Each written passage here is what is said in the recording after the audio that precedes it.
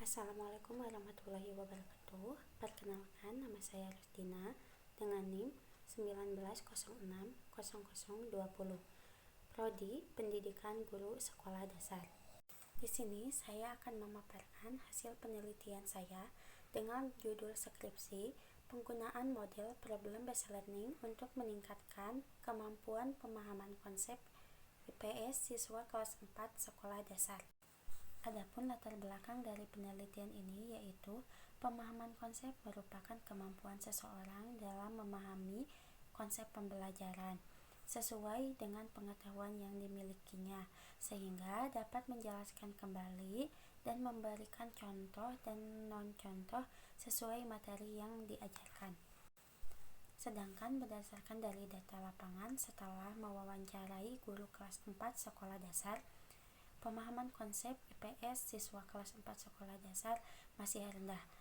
Hal itu disebabkan karena siswa kurang aktif dalam mengikuti kegiatan pembelajaran. Selain itu juga, penyebab lain dari kurangnya kemampuan pemahaman konsep dipengaruhi oleh faktor penyebab lain, misalnya guru masih kurang tepat dalam memilih model pembelajaran, sehingga siswa kurang aktif dan merasa bosan dalam mengikuti kegiatan pembelajaran. Oleh karena itu, peneliti menawarkan solusi dengan menggunakan model problem based learning untuk meningkatkan kemampuan pemahaman konsep pada siswa kelas 4 sekolah dasar. Model problem based learning ini merupakan model yang menekankan siswa pada proses pemecahan masalah, sehingga siswa bisa lebih aktif dalam kegiatan pembelajaran dalam mencari informasi untuk menyelesaikan permasalahan.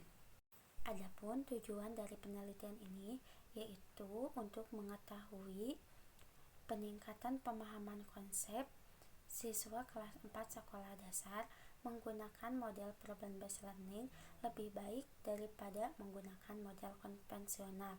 Lalu yang kedua, untuk mengetahui kesulitan siswa dalam meningkatkan pemahaman konsep. Yang ketiga, untuk mengetahui kesulitan guru dalam memberikan pembelajaran dengan menggunakan model problem based learning. Adapun metode yang digunakan dalam penelitian ini yaitu metode mixed method. Mixed method merupakan metode yang menggabungkan dua metode dalam satu kegiatan penelitian secara bersamaan, yaitu kuantitatif dan kualitatif. Metode ini dipilih sesuai dengan karakteristik pertanyaan yang akan dijawab, yaitu dengan menggabungkan data hasil analisis kuantitatif dan kualitatif. Adapun desain yang digunakan dalam penelitian ini yaitu explanatory sequential. Desain ini dipilih karena peneliti ingin mendapatkan data kuantitatif terlebih dahulu, lalu diikuti penjelasan data kualitatif.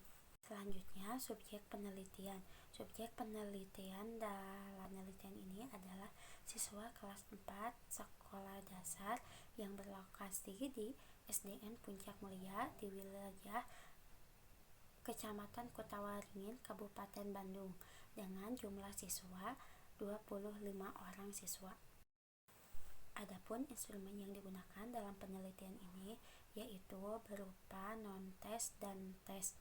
Non-tes meliputi wawancara, observasi, angket, dan studi dokumentasi, sedangkan instrumen tes berupa soal tes. Selanjutnya, hasil dan pembahasan. Penelitian ini dilakukan di dua kelas yang berbeda dengan jumlah siswa yang sama yaitu 25 orang siswa. Peningkatan pada penelitian ini dianalisis dari hasil nilai penuh menggunakan model pembelajaran dan nilai post-test setelah menggunakan model pembelajaran. Berdasarkan hasil analisis, nilai rata-rata pretest kemampuan pemahaman konsep IPS siswa kelas eksperimen sebelum menggunakan model problem based learning yaitu nilai rata-rata siswa 50,2. Sedangkan nilai rata-rata pretest kemampuan pemahaman konsep siswa kelas kontrol sebelum menggunakan model konvensional yaitu 26. Jadi dapat disimpulkan kemampuan pemahaman konsep IPS pada siswa kelas eksperimen dan kelas kontrol masih rendah. Hal tersebut dibuktikan dengan nilai rata-rata pretest siswa belum mencapai nilai KKM yang telah ditentukan. Setelah melaksanakan pretest, peneliti menggunakan model problem-based learning pada siswa kelas eksperimen dan model konvensional pada kelas kontrol. Hal ini dilakukan untuk memberikan treatment terhadap peningkatan kemampuan pemahaman konsep IPS pada siswa kelas 4. Berdasarkan nilai rata-rata post-test siswa kelas eksperimen setelah menggunakan model problem-based learning, nilai rata-rata kemampuan pemahaman konsep siswa yaitu 79,2. Sedangkan nilai rata-rata post-test kelas kontrol setelah menggunakan model konvensional yaitu 39,4. Dari penjelasan tersebut dapat dinyatakan bahwa penggunaan model problem-based learning dalam meningkatkan kemampuan pemahaman konsep IPS siswa kelas 4 lebih baik dibandingkan dengan menggunakan model konvensional. Hal tersebut karena terdapat peningkatan pemahaman konsep IPS dengan menggunakan model problem-based learning dibandingkan dengan model konvensional.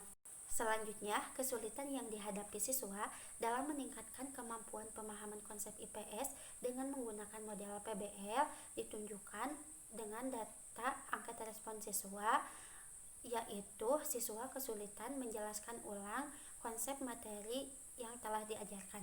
Berdasarkan hasil observasi, hal ini disebabkan karena siswa kurang fokus dan tidak memperhatikan saat guru menyampaikan materi dalam pembelajaran.